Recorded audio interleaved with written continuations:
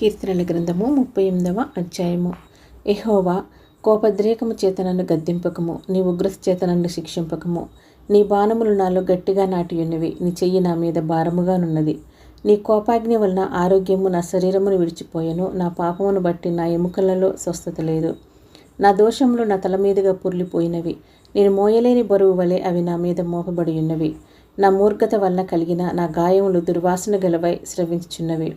నేను శ్రమ చేత మిక్కిలి కృంగియున్నాను, దినమెల్లా దుఃఖాక్రాంతుడనై సంచరించుచున్నాను.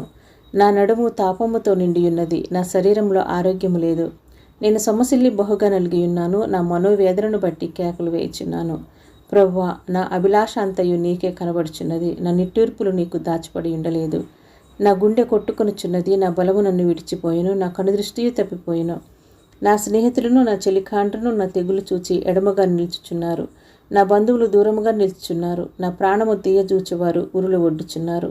నాకు కీడు చేయజూచువారు హానికరమైన మాటలు పలుకుచూ దినమెల్లా కపటోపాయములు పన్నుచున్నారు.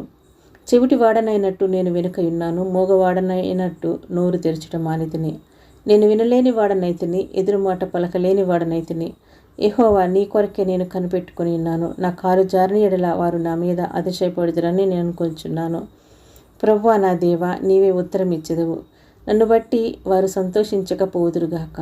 నేను పడబోవునట్లున్నాను. నా మనోదిక్కము నన్నెన్నడూ విడువదు.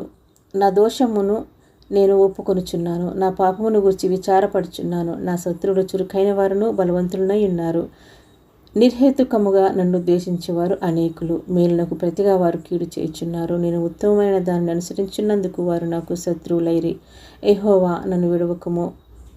నా దేవా, నాకు దూరముగా నుండుకము. రక్షణకర్తవైన నా ప్రభువా, నా సహాయమునకు త్వరగా రమ్ము.